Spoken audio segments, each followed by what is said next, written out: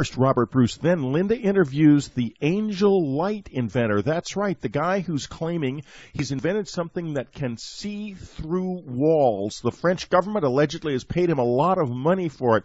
A lot of scientists are fascinating, waiting for the other shoe to drop. Is it a hoax or is it for real? Well, he says he invented it because of a dream. Listen to him tell his story and make up your own mind. I am proud, but frankly a little frightened, to introduce Robert Bruce, his new book, a masterpiece, Mastering Astral Projection, Successful Astral Projection in 90 Days. Well, we're going to get into that in a few minutes, but before we do that, we're going to talk a little bit about the last couple of times Robert was on this radio program. All hell broke loose in my life.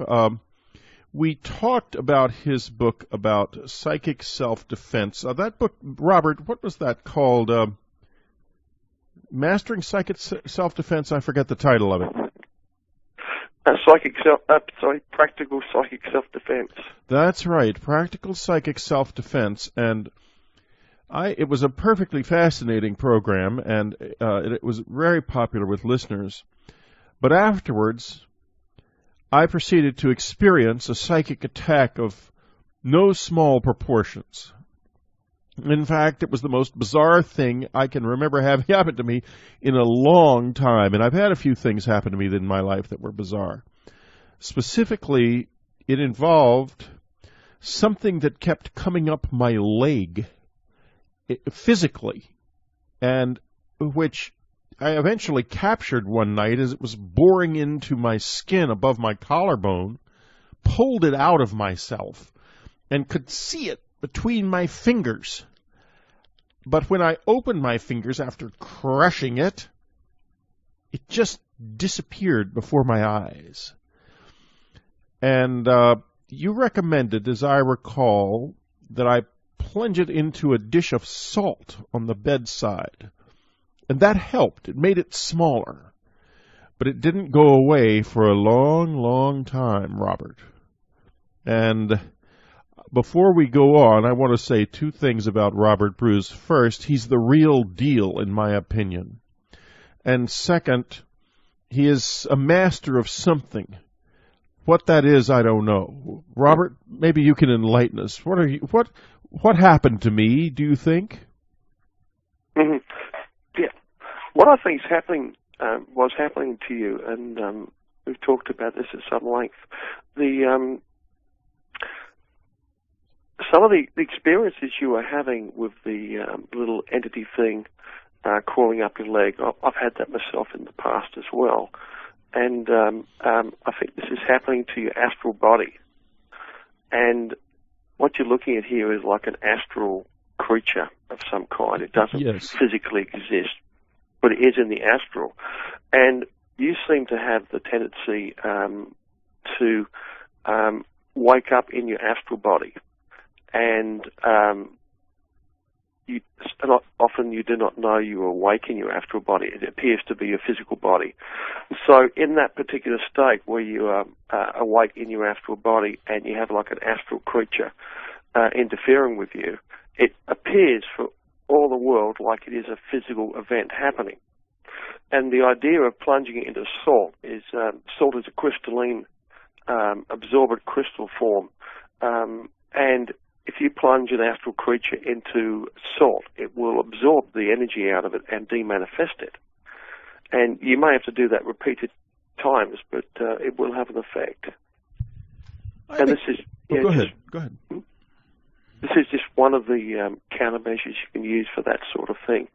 And since we spoke last, I've been working on more countermeasures and trying to find more effective ways of solving these sorts of problems, which are really difficult to come to grips with. Now, do you still have this sort of thing happening to you? Occasionally, they come and go. Given the sort of work I do a lot of healing, occasionally exorcisms, and I tend to come across negative entities quite frequently, and occasionally you will pick them up in your travels. Now, and, but yeah, of course, by travels, Robert Bruce is not talking about travels on any airplanes. Am I right about that? Well, a bit of both. I do quite a lot of astral projection, as well as the workshops I've been doing around the world lately, the last 2 years. But you can pick these things up in the astral occasionally, although it's more likely you would pick them up in the physical body when you are, helping people with these sorts of problems. Now, why? But I've become quite adept at cleansing myself. What are they, Robert? I mean, is the astral plane ridden with bugs and little unpleasant little creatures crawling around? To an extent, yeah. The best way you can explain this is as above, so below. The astral dimension is a massive dimensional area closely linked to the physical, and for everything there is in the physical world, including bugs, snakes, spiders, lions, tigers, you name it, there is something like that in the astral. Well, I woke up one night.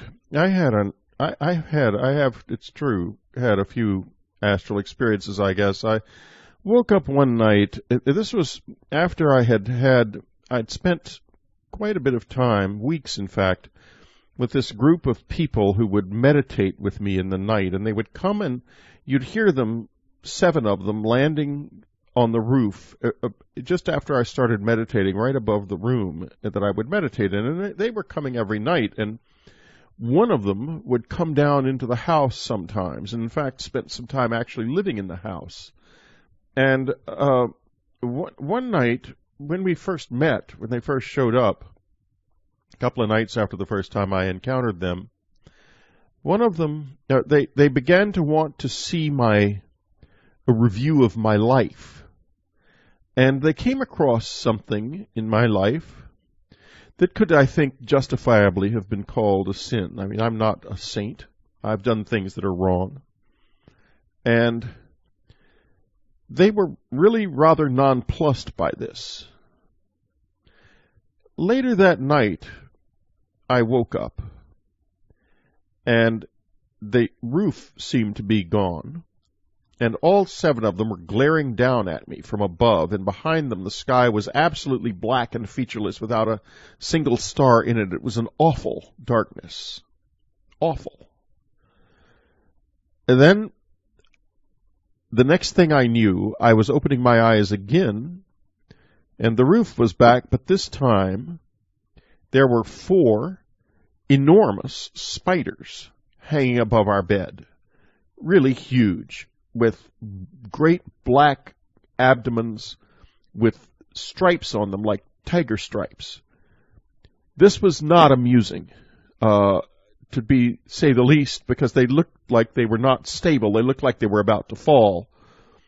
And I was faced with a desire to get up and run away, or to turn around and go and get my wife out from under them, because she was asleep, peacefully asleep there too.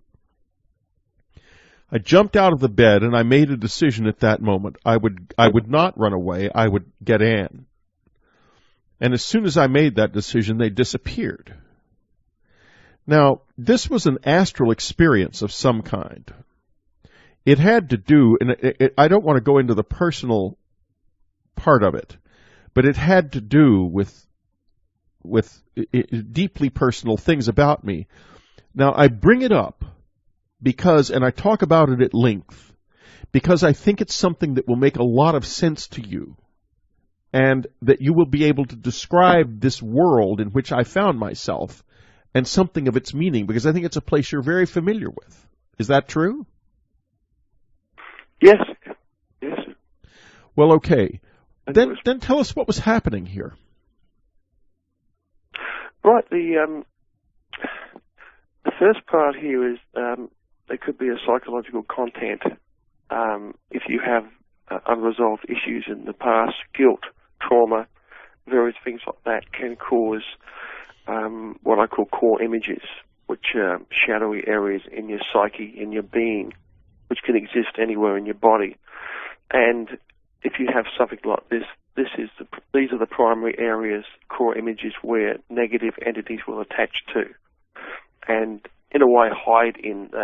A core image creates like a shadow in your in your being, and they exist in them and are attracted by these shadows. So a part of the process of removing these core images and taking yourself out of the reach of astral entities is to through resolving traumas and issues psychologically or with other methods, like I give in my book Practical Psychic Self-Defense with the core image removal work.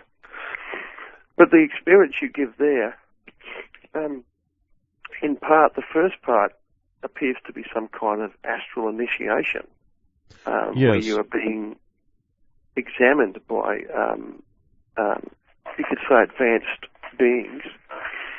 And the second part, where the ceiling disappeared and then you saw these giant astral spiders.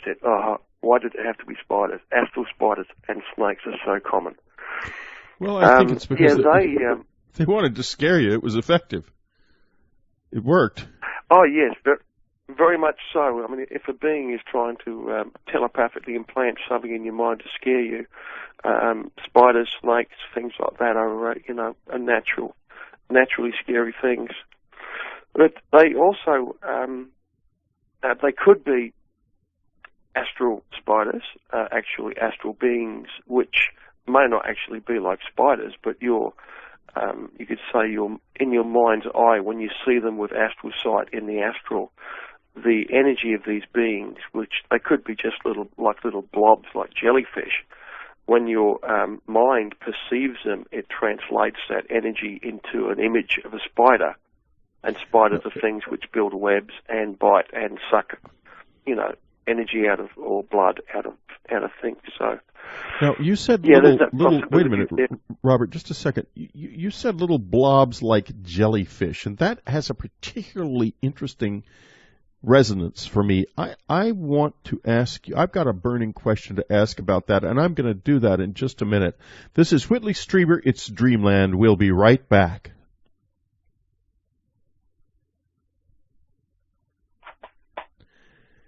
This is Whitley Strieber. It's Dreamland. We're back talking to Robert Bruce, The Real Deal, his book Mastering Astral Projection. It will work because this man does know what he's talking about. He wouldn't be on this program if he didn't. I know he knows what he's talking about because I've had experiences in the astral because of him. And extraordinary experiences. And he's really one of the only people I've ever connected with in quite this way, and I think you're going to connect with it too. You can do this. It's very doable. It's possible to have a life that is bigger than a physical life. This other world that he's talking about is very, very real. It's huge. It's complex. It's right here, and you're part of it. You can notice your place in it with Robert's work. Successful astral projection. You can do it. You can do it.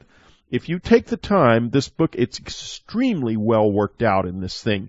You can use this, not gobbledygook. It's not abstruse. It's got a great CD with it, all kinds of things. Now, Robert, before we left the air, I asked, you had mentioned that sometimes these astral beings may just be like a little blob of something. Okay, let me tell you another story. I was lying in bed and reading. My wife was reading beside me. And suddenly this entity came racing across the room toward me. It was a blob, just like you described, but moving very quickly. And I grabbed the table beside the bed and hurled the table at it with all of my might, shattered the table. My wife threw her book up in the air, screamed bloody murder, and the thing disappeared. Now, that's not the end of the story. The next day, my brother telephoned me and said to me, something bizarre has happened, Whitley. I was playing my guitar in bed and suddenly saw this strange entity at the foot of the bed. I threw my guitar at it, and this morning when I woke up, I found in the top window of the window frame a neatly round hole cut with 3 shards of glass taken out of it and the glass put to one side. And I have a feeling this has something to do with you, because I feel a message, and the message was that if you're not careful, somebody could get hurt. And I don't know anything about what this means. Incredibly, a few hours later, a friend of mine telephoned who had been away from his house, had come home, and had opened his locked apartment, and there lying on the floor in the doorway were 3 shards of glass. And he called me and said, I think I'm calling you and I don't know why, except I think they have something to do with you.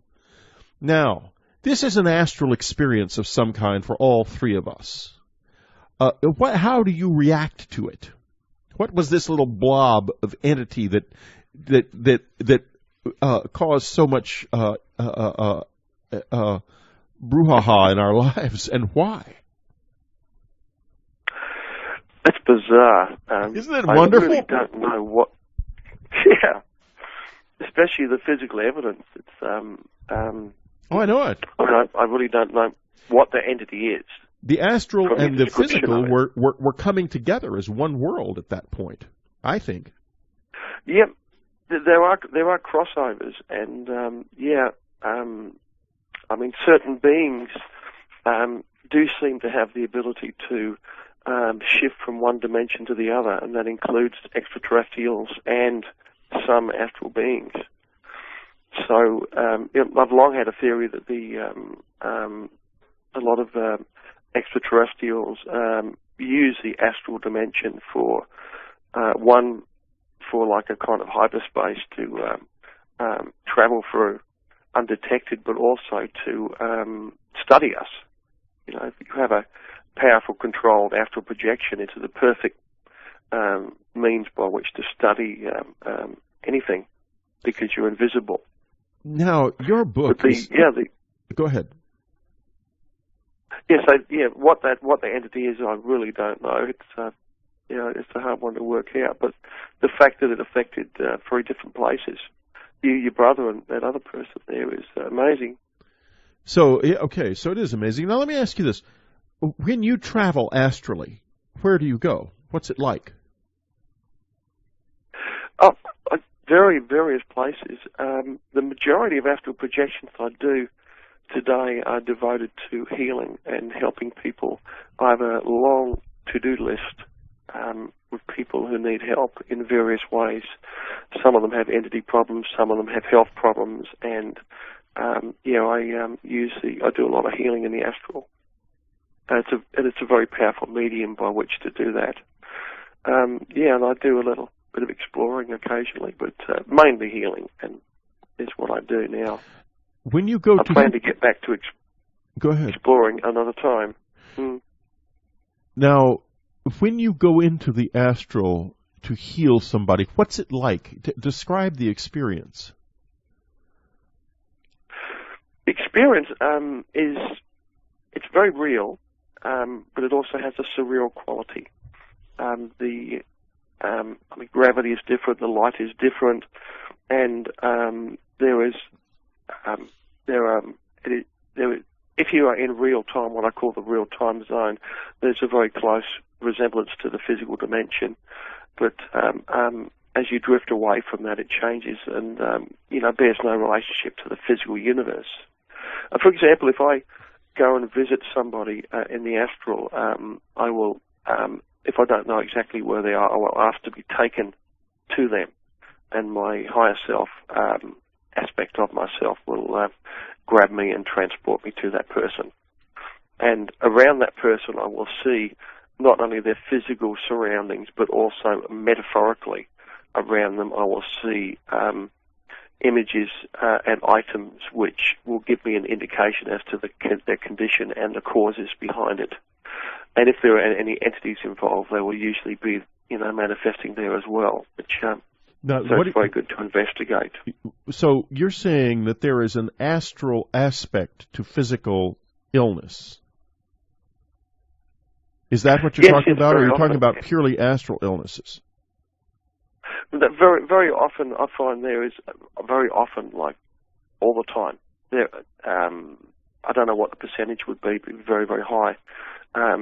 If there is a condition in the astral body or the physical or the energy body which underlies the physical, there is it will affect the physical body, and it will often cause various illnesses, diseases, and things to manifest in the physical body. So one part of the approach of healing and work in the astral is to remove these diseased conditions from the astral and the energy body, and then heal the astral and energy body. So, and once that is healed, the physical body will follow suit and heal itself. How interesting. And now, why do these things happen in the astral? The astral is, a fascinating area. As to the whys of these things, there are hundreds of different explanations and reasons why. There are various, you could call them entities out there which are like predators, like the spiders you mentioned earlier, and they are what they do is a very natural thing, and I think it is a part of the natural selection process that some of these entities are attracted to certain conditions, and when they find these conditions in a human being, particular types of core images and lifestyle conditions, weaknesses in the energy body, this attracts them, and they feed upon that person, or you could say attach to them, and this can cause diseases and even fatal diseases. And the spiders you saw before, I wanted to mention, talking about the crossover you mentioned, there is often a crossover between waking and sleeping, which can last for various amounts of time, a couple of minutes sometimes, where you, for example, wake up and physically get out of bed, but you are seeing the physical world around you, but you're also seeing into the astral. Now, at the time you mentioned you got out of bed and you saw these big spiders, that would have been one of the crossover events there. It's like a type of clairvoyance where you are physically awake, but your brow center, your third eye, is very active, and you are seeing into the astral dimension as well. Now, if you are more aware in that particular state, in the astral dimension, it is very, very fluid, and it's affected by your mind. So it is possible to build things with your mind. You can build shields, weapons, various things, and they are quite effective with dealing with astral entities. For example, you could have, created a suit of armor and a sword and attacked them, or take a more modern approach and create an RPG or a flamethrower and burn them. And if you put enough of your essence into that and effort into the creation of these things, they are quite effective at repelling and removing astral entities. So it's possible to have an actual presence in this level of reality, but most people don't. So are these entities entirely free to do pretty much whatever they want to people? What do we look like to them? What do we look like to them? Or do you know? I think we look like lunch. Like lunch, that's what I think. Exactly what we look like. Yeah. Food is the universal, food energy is the universal, a universal thing. And I don't think these things are evil. They may look evil, but I mean, a spider is not evil. A spider is just a spider eating a fly. Yeah, I mean, a spider is just having its normal lunch. Right. Like you would go into McDonald's and have a hamburger. Yeah. That's exactly right. It's no big deal. Let me ask you about another type of... Oh, go ahead. Okay. No, please. Yes, very little is known about these things, but we are learning more all the time. And we're going to learn more in just a minute, but with Robert Bruce, as we go deeper into the art of mastering astral projection, his really very cool new book. This is Whitley Strieber. It is Dreamland, and we'll be right back.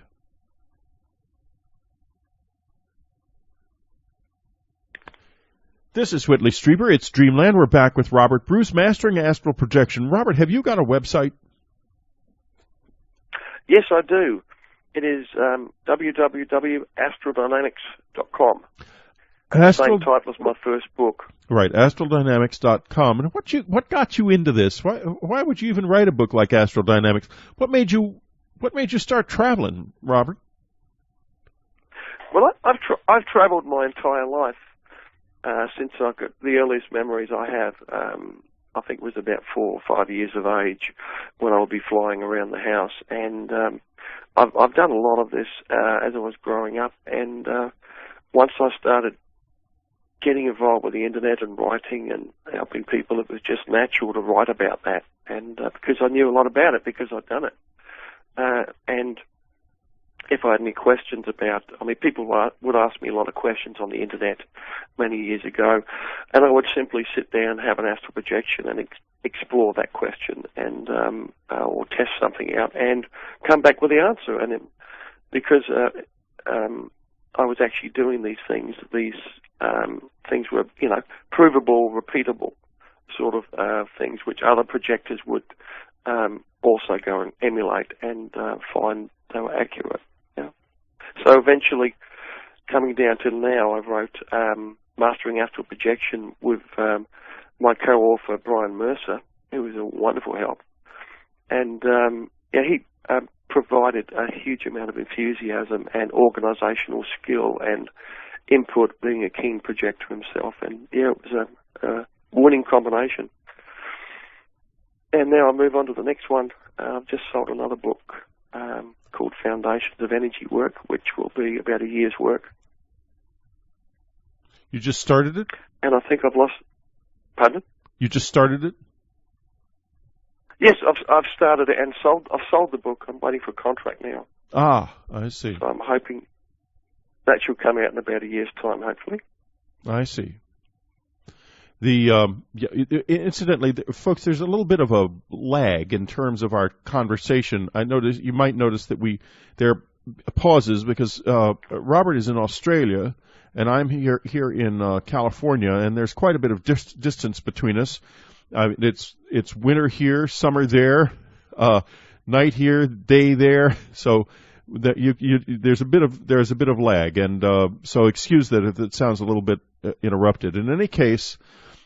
Let's get back to the conversation, and in your book, you lay this out so well that I am tempted to believe that I could get proficient at this going through the book. Now, I say that advisedly because I've done a lot of this, most of it just naturally. In other words, these events that have happened to me have just happened.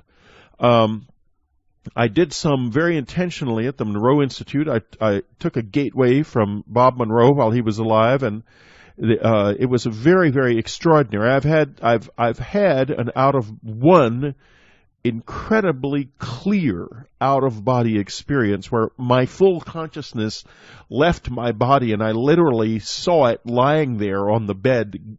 I was outside of it completely, and I moved out and through the wall of the cabin and into the outside, and I got nervous because I thought, I just would be the type of person who would monkey around with this and actually die and end up. I wondered if I get out of here too far, maybe I'll be in trouble. So I sort of went over to a tree that was nearby, and I saw that the tree was covered with a film that you didn't normally see, a sort of silvery film that I could touch in the astral and kind of pull off of it. It was like an energy, and it was very. It didn't adhere to anything, but it was like over all of the living creatures all around me. Then I went back into the house, into my bedroom, and tried to get back into my body, and it was like mercury inside my body. It was very slick, and I kept falling out of it. And I thought, oh, great, I have actually killed myself with out-of-body travel. and now my poor wife's going to work her way up in the morning with this idiotic corpse beside her. And and then suddenly I saw my father mowing the lawn as he had been wont to do when I was a child. And he looked over his shoulder and said, "When are you going to come help me?" that got me back into my body toot sweet. Now, what was I seeing when I was out and seeing all of this change in the physical? Right. Excuse me. First thing is, you are a natural projector. You have natural ability. And that's quite obvious because of all the spontaneous experiences you've had. But what you experienced there at the start was a real-time projection in the real world. And the real-time zone I define as being an accurate, direct reflection of reality as reality happens. It's not really the physical dimension, but it is like an exact copy. And what I think the shimmering field, how you described it, that sticky stuff you found around the trees that you peeled off, is probably like the life force of the trees, the life force which is around all living things. But getting back to your physical body, now, when you have an astral projection, spontaneous or induced, you project a copy of yourself out of body. You don't actually leave your physical body. It is not left an empty shell. If by some feat of the imagination the astral body fades away or was destroyed or something during an astral projection, you would still wake up the next morning, maybe with a bit of a headache and a little bit weak, but you may have lost a little bit of life force, but your original copy of mind and memory and spirit would still be there. Now, here is a little problem. When you have an astral projection, there is something which I've termed the mind split effect occurs, and your projected double exits your physical body and is then recording experience memories independently in energy form. Your physical body can still be awake at that time and possibly usually paralyzed, and will also be recording experience memories independently. Now, your dream mind can also be active at the same time, which means you can have 3 different memory sets for the same time, all trying to download into the same wrinkle in the brain, which causes a lot of problems, the memory download. Now, but very quickly to the point of the reason why you could not get back into your physical body is when you first fall asleep and have an astral projection, you're in a very light state of asleep, which is required for an astral projection, either a tranced or altered state, or which is very much like the sleep state. Now, when you try and get back in, if the physical body and mind has fallen into a deeper level of sleep, the projected double will not be able to wake it up when it comes back, and now it must wake it up slightly in order to be able to reintegrate. The sleep state is required for the projected double to be generated, but the physical body's got to be awakening or partly awake for it to be able to reintegrate. So if you fall into a deeper level of sleep, the astral body is effectively locked out for the duration until the physical body actually wakes up. Now, the other aspect, you said you saw your father mowing the lawn, was most probably from the dream mind. And that seems to have got your attention and woken you up, and which then allowed reintegration to occur instantly, and also allowed you to, retain the memory. And parts of it you'll see here, you've got a part dream memory of your father mowing the lawn, part real-time projection, all mixed up in the one experience, which is the norm. That's what normally happens. So in other words, I must have chosen something from my memory that would be sure to wake me up, and it was a good choice in that sense, because the last thing I would want to do would be to die and find myself hanging out with my father still mowing the lawn. Yeah, I think you were called then to do something. Your father called you to come and help you, and that seems to have triggered you to wake up, right? Which allowed you to remember the experience. Well, I've often thought that he might have been having a pretty hot time in the afterlife. He had Dad was a politician at a time in Texas when it was hard to do that, not do some things you might later regret. Let me put it that way, without going into any detail. So possibly, I've always thought maybe the old man has had a difficult time in the afterlife. What happens to people who do things that are wrong? Robert, do you ever see any of the consequences of that? What happens to our souls? Do you know? Yes, I have a fair idea, Whitley. I've been to a number of the heavenly realms, you might call them. Damn it, listening to you say it, I believe you have. Go ahead. Yes, I have. I give some of the experiences in my books and some of the visits I've made to areas like that. And there's a lot of, quite a number of stories I give on my website. There's a huge amount of material there on astraldynamics.com. Stories like this where I've visited afterlife areas, and what it comes to me is that everybody that dies, it's not the same for everybody. The afterlife experience varies a lot depending upon who you are and what sort of baggage you take with you when you pass over, and depending on your state of mind. If you take a lot of emotional baggage with you, you may spend quite a long time processing your life and understanding your life until you get to a state where you realize the meaning of your life and understand it, and then progress on to another level, or reincarnate, if that is seems to be possible. But yeah, it's not the same for everybody, and like a suicide, for example, a person that dies a very, very troubled life, does not fare any differently to a person who dies of natural causes that has had a very troubled life. There seems to be no particular laws there that penalise people for anything. It's just a matter of what you take with you. I mean, if you're a good person and you die a balanced, happy person, I mean, the afterlife process is very different. It's you don't have a lot of processing to do, and you go on to one of the heavenly realms and progress from there. Whereas a lot of people, if they are troubled, they will often spend time in astral, I call them astral recovery areas, and in these areas people work through the aspects of their life that trouble them.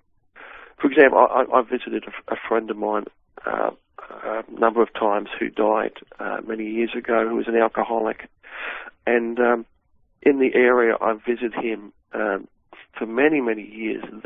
He is in this little room in like a hospital, and in the room he is floating in a big bathtub full of beer, and he is perpetually drunk, and and is having a very difficult time processing his life and understanding things. And can you help him? Yeah, his deceased mother. Can you help him? I've been there and I've tried. I've been there and I've tried to help him and talk to him, and you can get moments of lucidity out of him. And his mother and father, deceased mother and father, are there with him often, as well as other members of his family, and also spirit people. I don't know who they are, that appear to be like doctors and even nurses. Boy, it's fascinating, because I have to tell you, I've seen similar things, and when we get back, I'm going to ask Robert about these worlds and these spiritual doctors and nurses and the baggage we carry with us. This is Whitley Strieber. It's Dreamland. We'll be right back.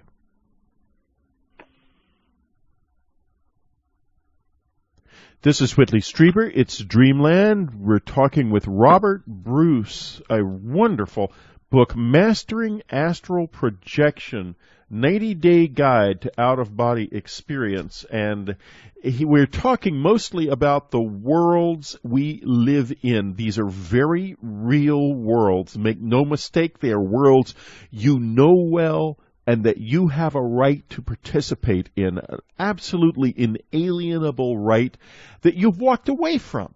So turn around and come on back and get in this thing. This is wonderful stuff. It will make you happier and better, much more of a human being, if you can walk in these realms with the same ease that Robert does, and he does walk in them with ease. Now, Robert, my wife recently had a dreadful illness, and during that time she had a near-death experience, and she saw the world of the dead, or rather the edges of it, with a great number of people around, all of them, interestingly enough, carrying baggage, except her. What about the people who go into the world of the dead with no baggage? What does that mean?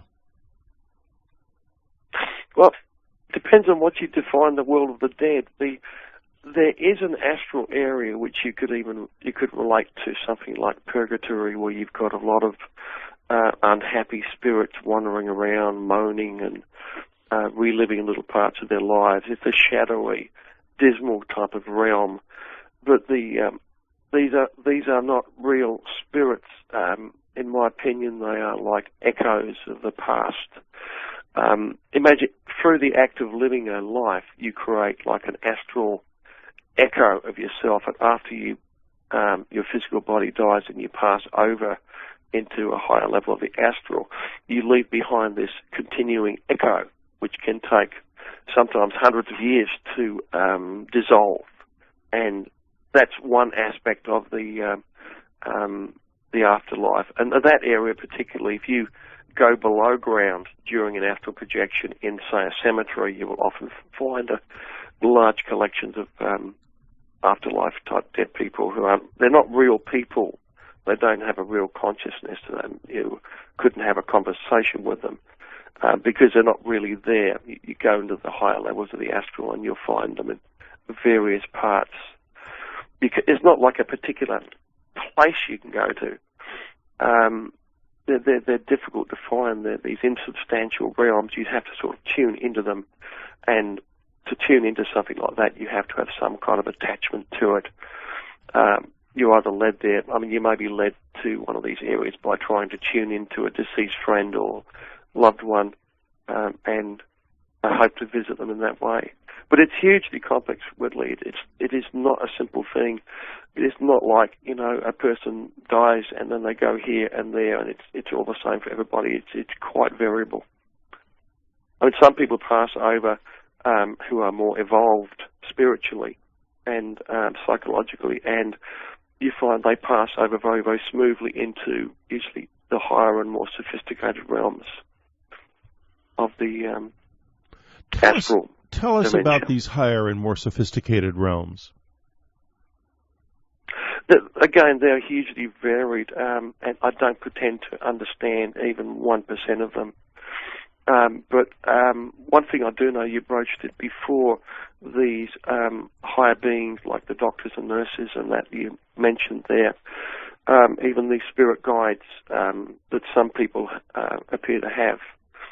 I think these evolved beings are spirits who have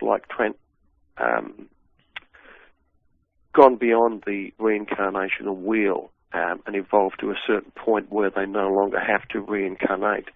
And at that particular time, they have a choice then. They can either progress on a new path of evolution, which you could call the path of the masters, or, as most seem to do, they turn back and help humanity in whatever way they can. And then they become active in the spirit world, helping people and humanity.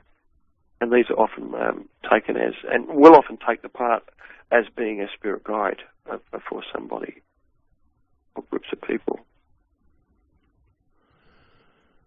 Fascinating. Absolutely fascinating. So where are we now? Let me ask you this. Rather than ask you, I want to change the subject. I want to go back to the book a little bit. One of the things that's you suggest, I mean, completely a lot of different changes in lifestyle and so forth, and you talk a great deal in the book about relaxing. And we're not attuned, Robert, to this level of reality at all. We're not attuned. We seem to be in a world in which everything works against our even noticing it. I mean, we're worrying about the next car and the computer and this and that and the other thing. And you're saying basically you can tune out of all of that. You even mentioned a book about living thrifty. Tell us a little bit about this whole approach to life and why it makes you more attuned to the astral. Well, the normal physical life, I mean, for the average person, we lock ourselves into the physical world and live our lives. I mean, this is the whole point of life. You could say the meaning of life is to live your life. And it is right that we do this. But some people have natural abilities where they can perceive the greater reality beyond the physical. And you find there are people out there who naturally see auras and spirit beings or see energy in various forms. And that's one aspect of looking beyond the normal reality into the greater reality. Astral projection is another. It happens to like everybody, I think, at one stage or other, or most people will have something, even if it's perceived as a dream, you know. These are very, very common experiences. And the point of the books I write, most people, Whitley, you'd be maybe surprised to hear, do not want to do a lot of astral projection. I mean, it sounds like it is a very interesting thing to do, but most people have quite a bit of fear about stepping into the greater reality, and they are quite happy to do one or two astral projections, which can change your life. Because if you can induce an astral projection from the full waking state, you sit down, wide awake, you relax, project out of your body, and then you come back into your body again, you've just proven something to yourself, that you can exist separately from your physical body as a spirit, or something very much like a spirit. So that changes one's beliefs and opens you up a little bit more to the concept of and the reality of life after death. And it's not such a scary thing once you have some experience behind you in that respect. It's not such a scary thing, and yet it is our nature to be frightened of it and to struggle against it. I struggled mightily against my wife's dying, and she made a conscious decision at one point to come back and not die because she wanted to be in this life. So we do resist this. Should we, or is this a mistake? No, resist. I mean, the purpose of resisting life death here, is to live life. And I mean, we fight against death. We rage against it, and so we should. I mean, nobody should seek death. I mean, everybody's life, even the lowliest person on this planet, I mean, every life is important. Even if you spend it sitting down in front of a television and never leave the lounge room and you sit there, you know, you experience a life sitting down watching television. It's an important life, and everybody on this planet can have realizations, and all of a sudden, for example, a person may stand up, turn the television off, and go out and do something important for the world.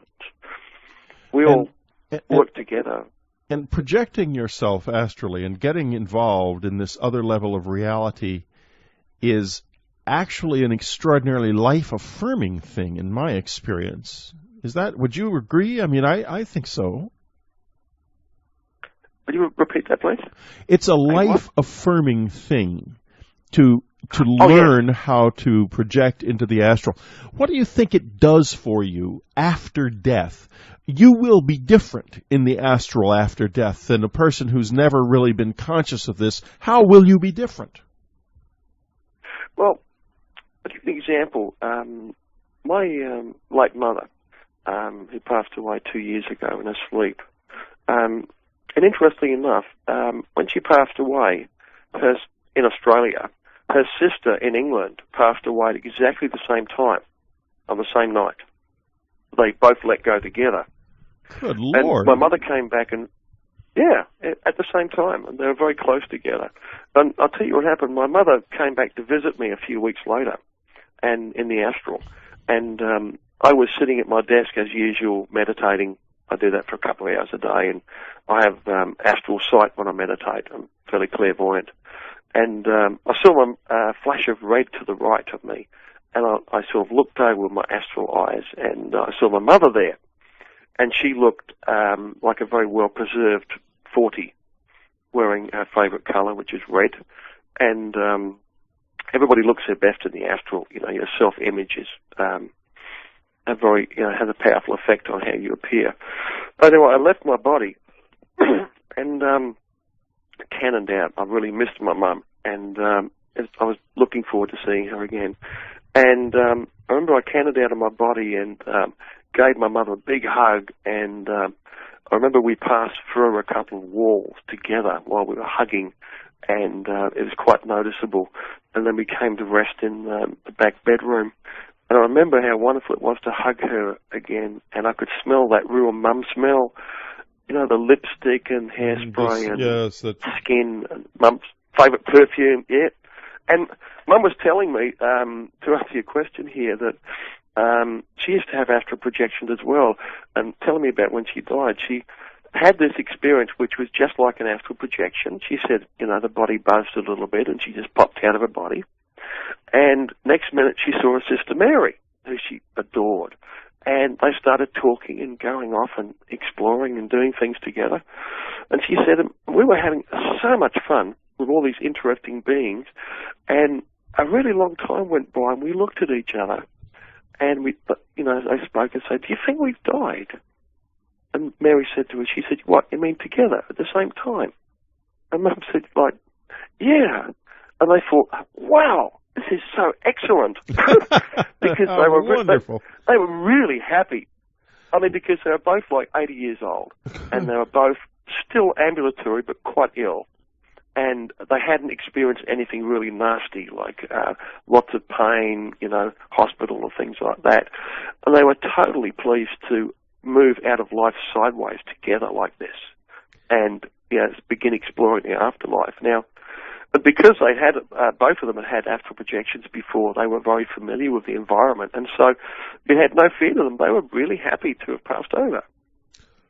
So Robert it had Bruce, a big effect on them. We have come to the end of our time together, and very quickly it seems.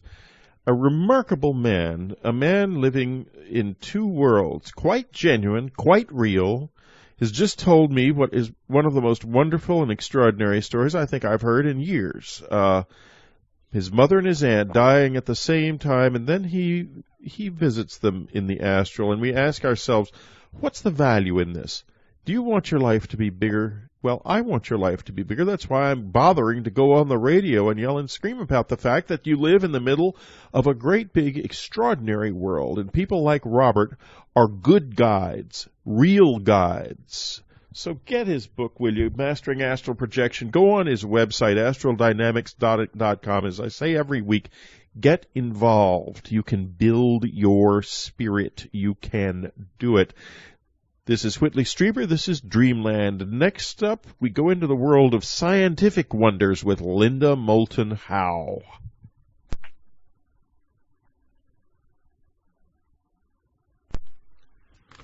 One reporter who loves mysteries is radio's leading science journalist, Linda Moulton Howe.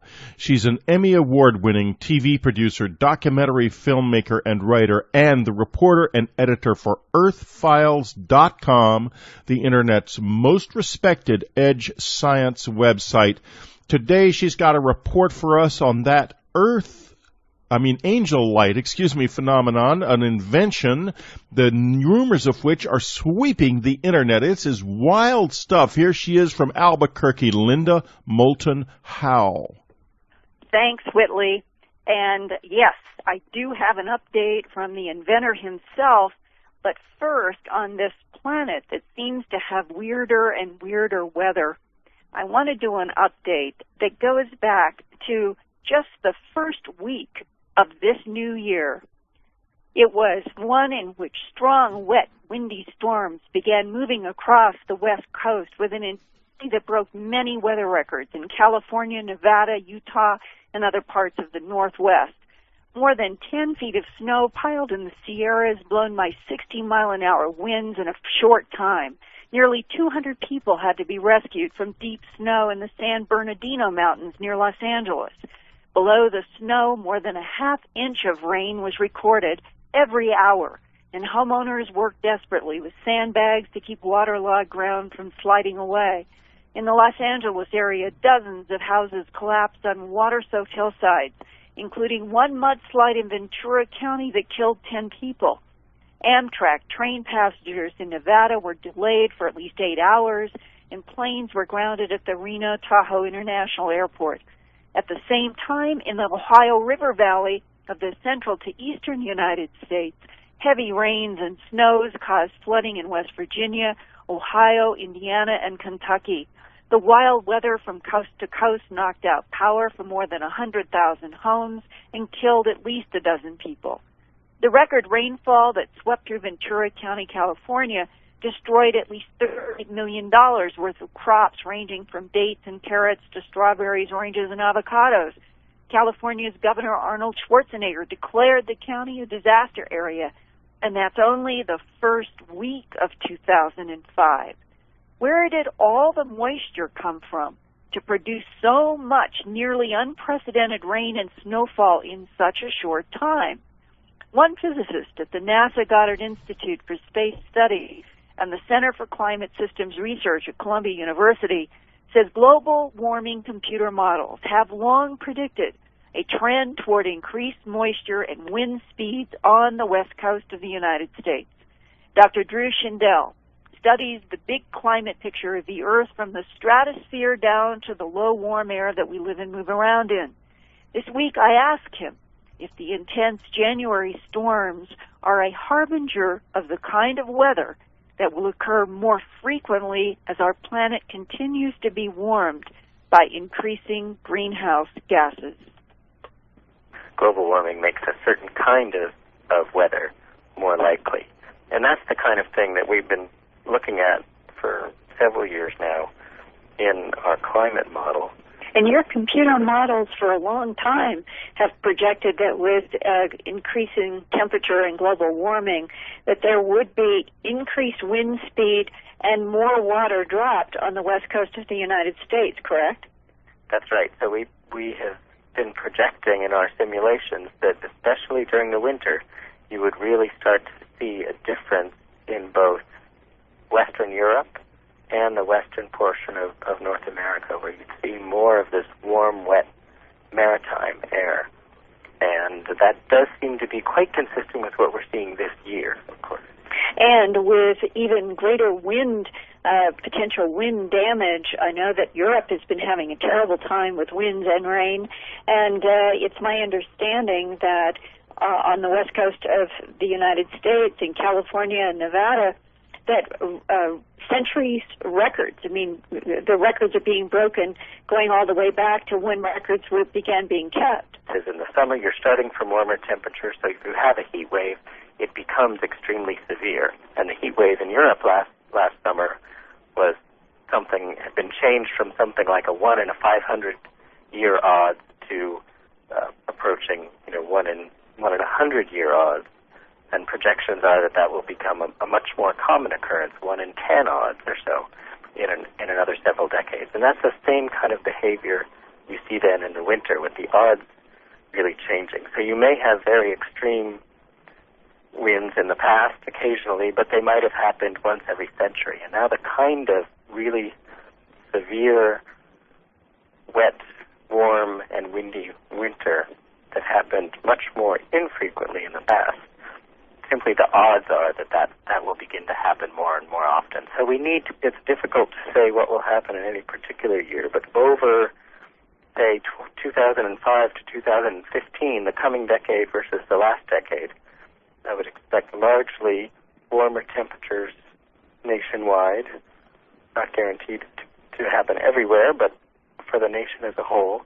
And the West Coast will likely see warmer and wetter winters, as we've been discussing. Just like this one from 2004 to 2005. Yes, this may turn out to be more extreme than normal, but we'll see what happens. When we look up at the polar night jet, the wind stream that flows around 60 degrees north and up at the boundary between the troposphere and stratosphere, say 15 kilometers, when we look up at that, this year is exceptionally strong, and it's near record strength from the past 40 years or so. So I wouldn't expect that to be the norm for the next decade, but we may see this kind of very strong westerlies, very strong Pacific air being brought to the West Coast in warm, wet, windy year much more frequently. And you'll still get years with various highs and lows of temperature and precipitation, but the expectation is that it will get more humid in general. at the middle latitudes, and we will probably have generally warmer temperatures throughout the year. And more water, more rain. Right, and greater rainfall and warmer temperatures and more humidity. So I wouldn't say that we'll necessarily have such mild temperatures in future summers. That seems unlikely to me. Though we may have many more mild winters, such as this year is turning out to be on the East Coast as well. And that means probably more flooding problems on both the East and the West Coast.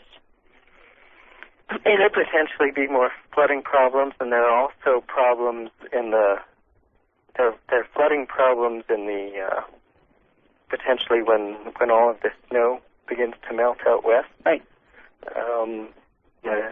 In the very long run, if it gets too warm that for the snow to keep falling and it falls more as rain, has been happening more on the East Coast, where the mountains aren't as high, and often we're not.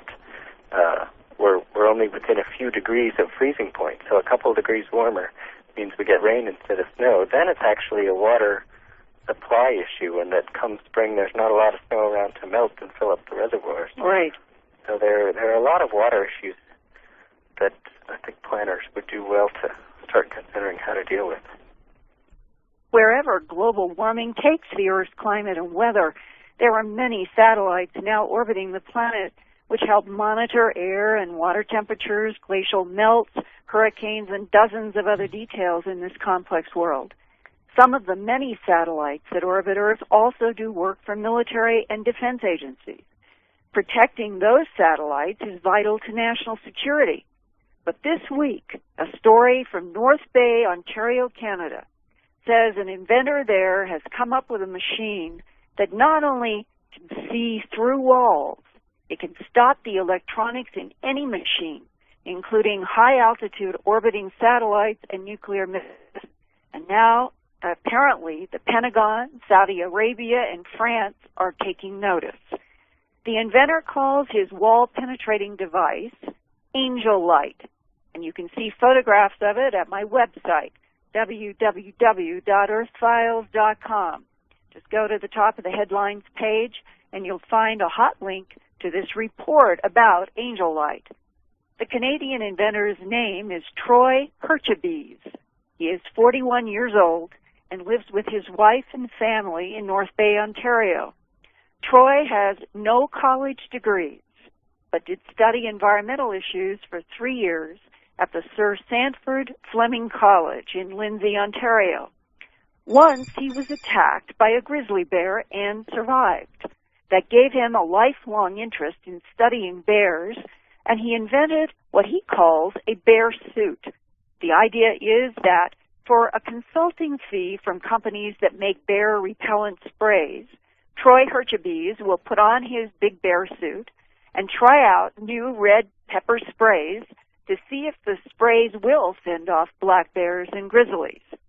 Here now is Troy Herchebes to explain more about his bear suit research and how he came to build the Angel Light device.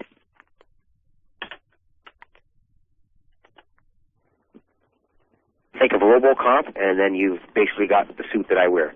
It's specifically designed for my body. I'm a bear behavioral specialist. I wear the suits. I conduct the research.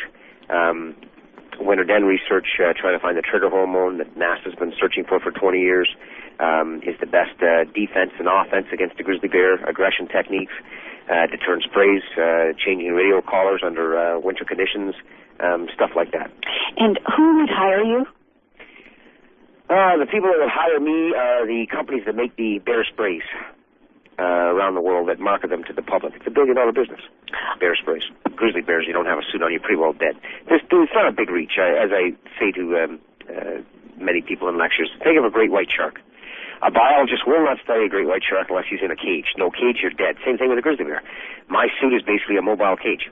And so you would be hired to put on your cage suit to protect you from a black bear and a grizzly bear in order to test these red pepper sprays. Right. Troy says that the ideas for building his bear suits, like the ideas for at least 9 other inventions of his over the past 17 years, have come to him in vivid, repetitive dreams. Repetitious dreams, which are very rare, I hear from the scientific community. Ever since I was 16, I would see the innovation in the dream, and when it would come back again and again and again, I would have it basically a blueprint in my mind. I've always built my suits, which is marveled the engineer community due to the fact that I don't use schematics, I don't use blueprints, I don't use drawings. Straight out of my head, I build it by hand, and it comes out completely engineered proportionate. They just can't understand how you do it. With all my innovations, the big ones, fire paste that MIT has said is 20 years ahead of what NASA's using. That comes out of a dream. The limbic system, which is just recent. That's not more than 2 months old. That is for the soldiers in Iraq and Afghanistan that are getting killed needlessly because of their light-skinned Hummers. These are blast cushions that stop RPGs. Again, a dream. Angel light, a dream. I see it, and I just create it, and I've never failed. It always works. I don't know why, but that's, Einstein once said, the imagination and the mind. He went to bed all the time with a pen and a notepad beside him, and many times he'd come out of a dream, and right there, he would write it down. And a lot of his theories and that came from dreams. That's a fact. Okay. For a general radio audience, could you please go back to the first in series of dreams that you had about angel light and explain why you have called it angel light? Well, the first dream started about a year and a half ago. I don't pay much attention to the first dreams because it's just a dream. But when it's repeated in a basically the exact same sequence, which is extremely rare, you could talk to 1 million people. You might find 5 that actually have a repetitive dream. So science says it's very, very rare. Mm-hmm. And then the dream happens again, and you're basically in the dream building it from scratch. You have to look at angel light in its entirety. This is 14 feet long and weighs a quarter of a ton. There is probably, 8 to 900 different sections to it. I mean, it's quite elaborate. All this is pieced out into the dream. And then the actual use of it is basically portrayed in the dream. This time, of course, with angel light, it was to see through walls in real time space. It's all the other things that it's doing that's basically grabbing the attention.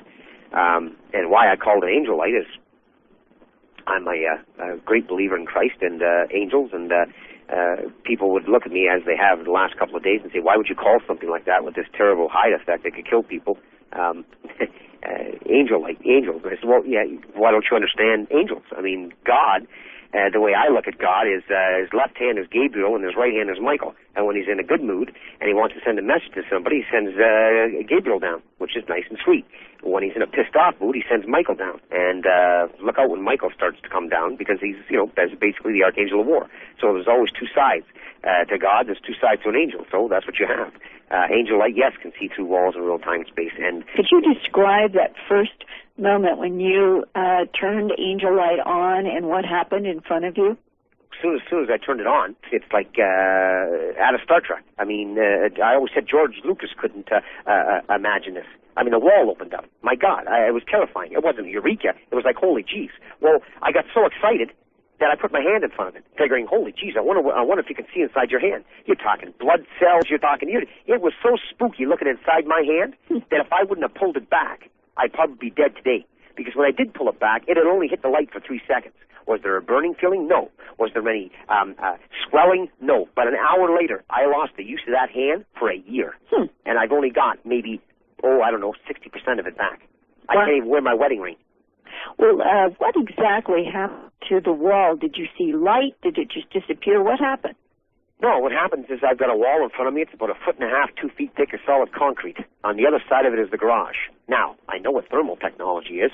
I know what radar is. I know what all the technology they have in the world. If you put whatever technology you want in front of that wall right now that the military has, you're not going to see the garage in real-time space. People say, well, what is that? Well, this is what it is. Get a jackhammer, cut a massive hole in the wall, and then stick your front window on it. That's real-time space. What you see in the garage, if you stepped in it, is exactly what you're seeing through the wall. And I almost broke my hand twice, because what happens is when you turn angel light on, a hole, the aperture, whatever size you're using, opens up in the wall. And it tricks you into believing that you can put your hand through the wall. Of course you can't. There's still cement there. You'll break your hand. And so it is as if a window then suddenly appears in the cement wall? Exactly. It just opens up. And it looks like there's nothing there. It's like somebody took a whole chunk out of the wall, and all you can see now is what's inside the garage. The car, the license plate, the lawnmower, this and that, just as clear as it can be. You can see the reds, the whites, the blues. You can read a fine print on newspapers that are lying around. It's just like you're walking to the garage. The problem is if you try to walk through the wall, you'll basically break your face.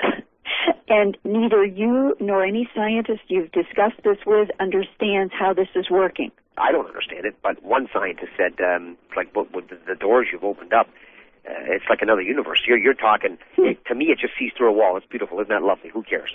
I got more excited for my father, who's an anthropologist, and looked and said, oh, my God, son, can you imagine the implications for the anthropological world, for ruins and sites that have never been found but only dreamt of? I said, yeah, stick it on a chopper and do a low fly over top of an area that you think there's ruins underneath there. I mean, wow, the ground would open up. I mean, it would be like looking hundreds of feet under the ground with nothing there. You would think if you jumped out of the chopper, you would fall through the hole, but there is no hole there. You just think there's a hole there. I've done it in my front yard, right out in front of the neighbors. I've done it right in the front yard. I had a buddy with me, my brother. He says, there's pipes underneath the ground here, Troy, like sewage and gas pipes and stuff like that, all the mains and that, because it's saying so right there. Can we see them? I said, I don't know. Let's turn it on. Boom. My brother actually thought he went to step into it. He went to step in to the hole that wasn't there. It just appears to be a hole there. You can see, and you can see all the pipes, everything. The whole infrastructure of the street opened up. There it was. Bang, just like that. But if you step on it, you're stepping on the ground. So I have no idea. Since you have these ideas and repetitive dreams, do you have any intuitive sense about what it is exactly that is inspiring you to come up with these inventions? I don't know. I really don't. My mother's a very devout Catholic Christian. Like she said, you got, legions of angels around you. Maybe it's, destiny and all this kind of stuff like that. I really don't have a clue. The French do not care that it can see through walls. They're grabbing angel light. And the only reason why the Pentagon is stepping up to the plate now and everybody else is because angel light can take out anything in the world that runs on electronics. That means if I point it towards space, that's what I'm building right now. That's what France gave me the money for. I'm building a booster to take satellites out of space if they so desire to do so. An F-18 fighter that's cloaked with stealth technology, it can pick it up. But more than that, intercontinental ballistic missiles, tanks, planes, anything that runs on electronics, which is 90% of all the militaries in the world right now, are totally rendered useless with angel light. So it's got nothing to do with looking through walls. That's not what's grabbing the attention. What's grabbing the attention is it is now a national defense problem. It's like a country, a small country who is a nobody. If they have angel light, now becomes the big boy in the block. That's why I'm getting all the attention. That's the travesty of it. And what you are implying then is that whatever angel light does, it's interfering with the electromagnetic frequencies of some operating machines? Well, it must be doing something, because when the French came in, they brought in a box about a square foot in diameter, and it had a glass filament, like a mirrored filament on the outside. And I said, what's that? And they said, it's just a curiosity. They said, after they had seen angel light turned on and it saw through the wall, was that impressive to them? That was not impressive compared to what it did to the box, because apparently what was inside the box was electronics, which could not be touched by anything. In other words, there's no way you're going to knock these electronics out. They put the box in front of it, and it was gone in seconds. And I told them, well, guys, I don't like anything else you've ever imagined. Light, lasers, anything bounces off mirrors. You put a mirror in front of angel light, I'll walk right through it. So it doesn't matter what's inside that box or what you've got protection, the light will go right through it. I've already talked to MIT. They told me to try every known metal you can think of. I have tried pure tin. I have tried steel, titanium, ceramic, all the way up to lead. And angel light goes through it all. So far, apparently, the scientists are asking him to come to their labs to assemble it. And he says that he has lived only on the money he's made from doing the bear suit work. All of these inventions that have come to him in his dreams, he's done on his own time and money, and that he is really basically, he says, doesn't have much money, and that he is himself baffled by another aspect of this angel light, that not only does it open up the walls or whatever's around it, and you can see beyond, apparently as if it was clear air, and it can stop anything electronically. That experience that he had when he went to put his hand in front of the light to reach through what he thought was like a window in his garage, that left his hand so numb that he couldn't use it for a long period of time. He decided to see what would happen if he put some animals like a rat in an aquarium, a glass aquarium, and put the angel light beam on the rats, and they died very quickly, and it scared him. And according to him, he dismantled most of the equipment because he was afraid of it. He said, with scientists about this, the fact that what could he do to make it not lethal and still be useful.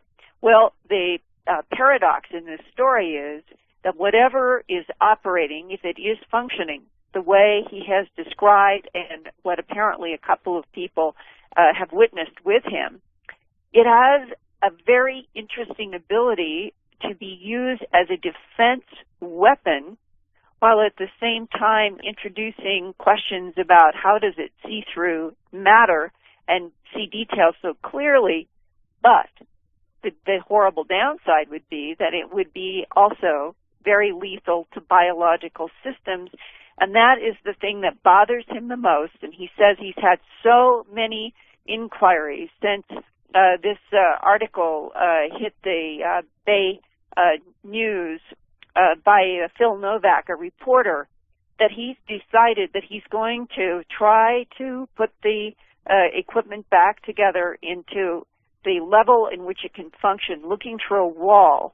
And on February 17th, about a month from now, that he will give a demonstration for the press and media in Canada or anybody who wants to go to his lab, as long as they will sign waivers that have been drawn up by a lawyer saying that anybody who enters his lab when he turns on the angel light device must free him from any liability if they get sick or even die. And he is saying it that seriously. And where this story is going to go, Whitley, I have no idea.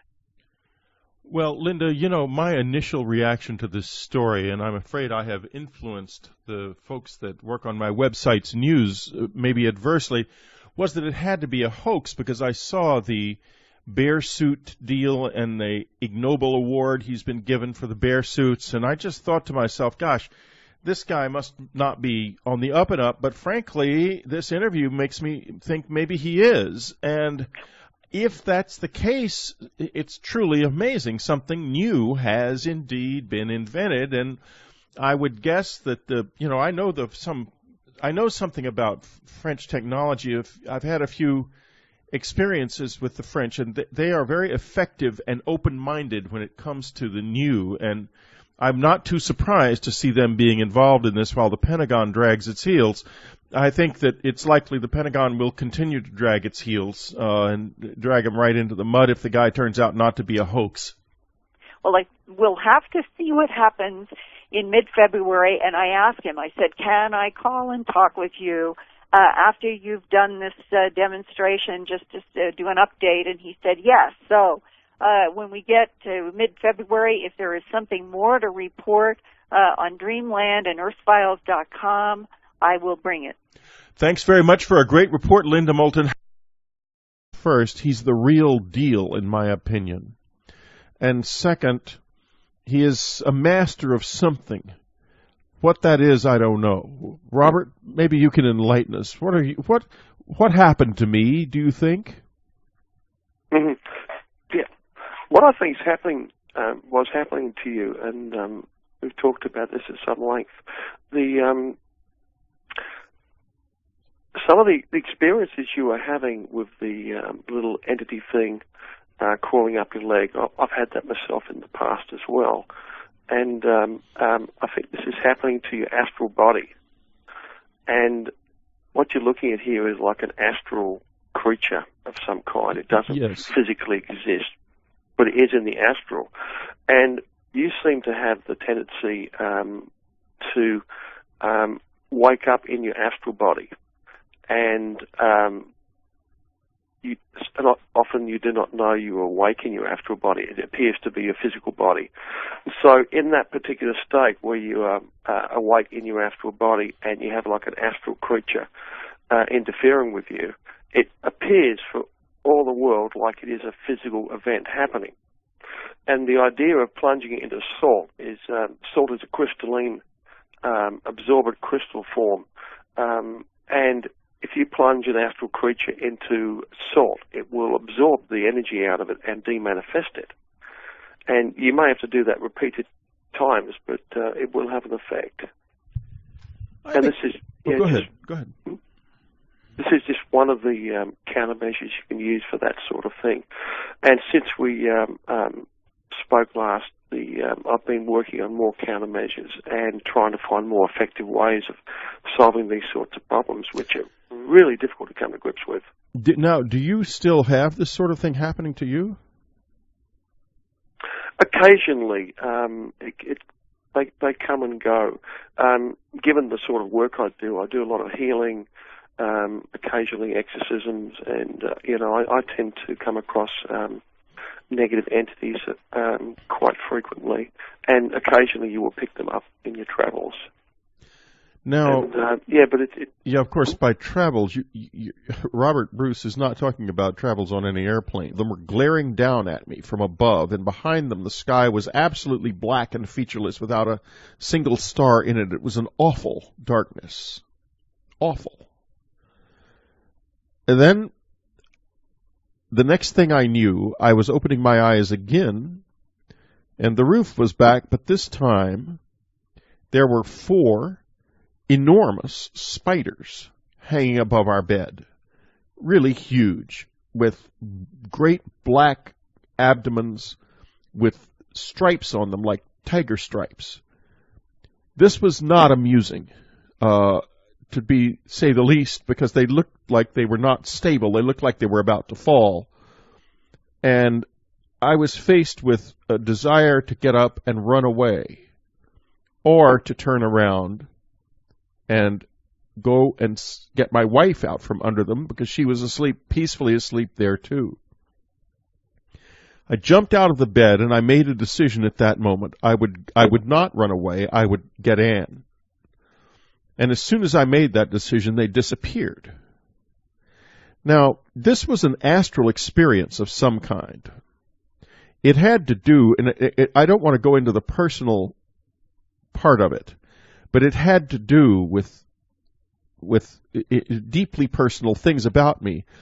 Now, I bring it up because, and I talk about it at length, because I think it's something that will make a lot of sense to you, and that you will be able to describe this world in which I found myself and something of its meaning, because I think it's a place you're very familiar with. Is that true? Yes. Yes. Well, okay.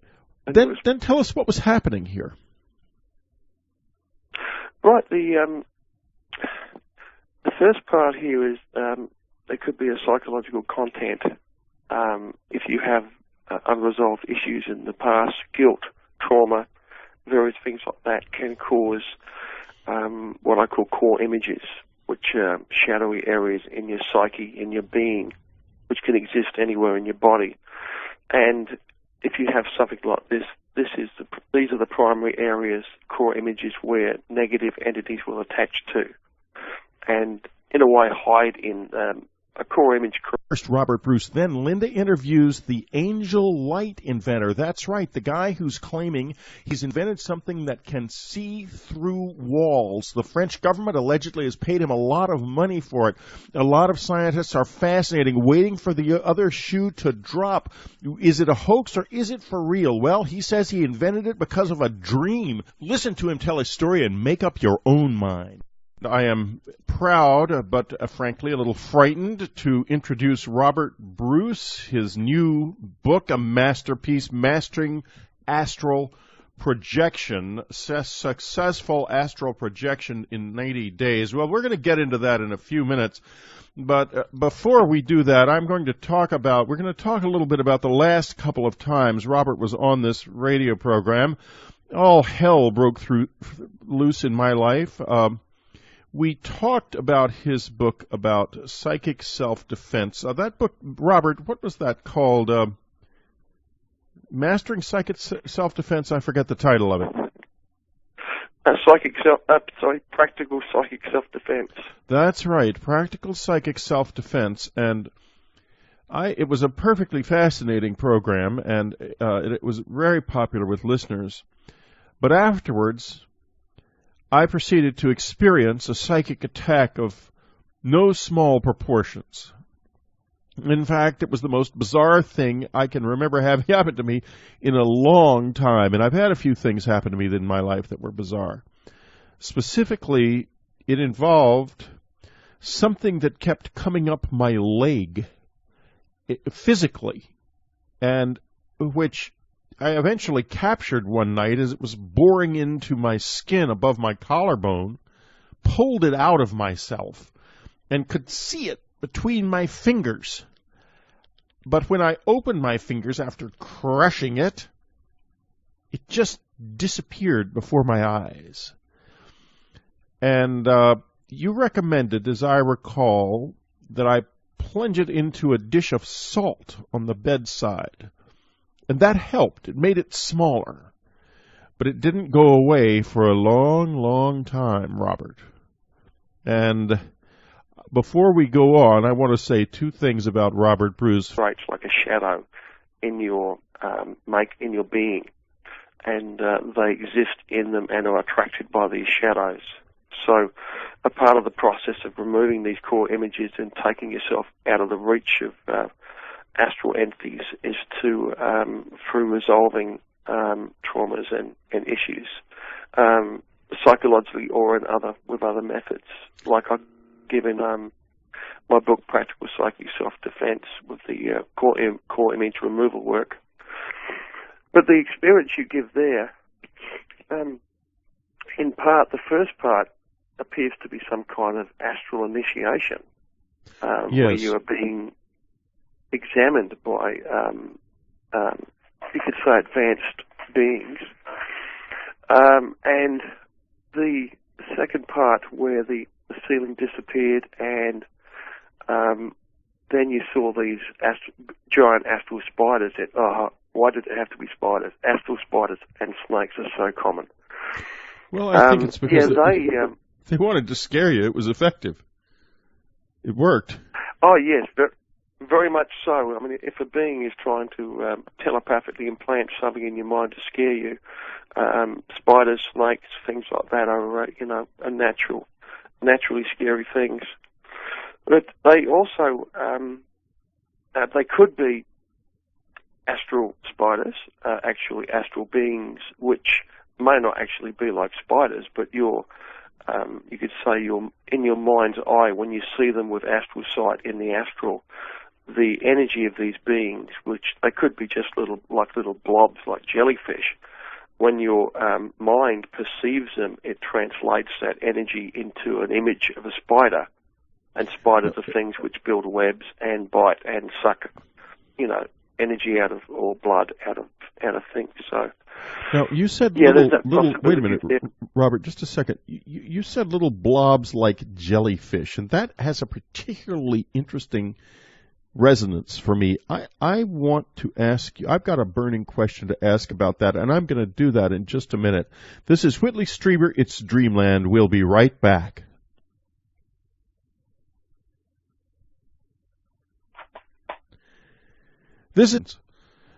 Am I right about that? Well, a bit of both. I do quite a lot of astral projection, as well as the workshops I've been doing around the world lately, the last 2 years. But you can pick these things up in the astral occasionally, although it's more likely you would pick them up in the physical body when you are, helping people with these sorts of problems. Now, why? But I've become quite adept at cleansing myself. What are they, Robert? I mean, is the astral plane ridden with bugs and little unpleasant little creatures crawling around? To an extent, yeah. The best way you can explain this is as above, so below. The astral dimension is a massive dimensional area closely linked to the physical. And for everything there is in the physical world, including bugs, snakes, spiders, lions, tigers, you name it, there is something like that in the astral. Well, I woke up one night. I have, it's true, had a few astral experiences, I guess. I woke up one night. This was after I'd spent quite a bit of time, weeks in fact, with this group of people who would meditate with me in the night, and they would come and you'd hear them, 7 of them, landing on the roof just after I started meditating, right above the room that I would meditate in, and they were coming every night, and one of them would come down into the house sometimes, and in fact spent some time actually living in the house. And one night, when we first met, when they first showed up, a couple of nights after the first time I encountered them, one of them, they began to want to see a review of my life. And they came across something in my life that could, I think, justifiably have been called a sin. I mean, I'm not a saint. I've done things that are wrong. And they were really rather nonplussed by this. Later that night, I woke up, and the roof seemed to be gone, and all 7 of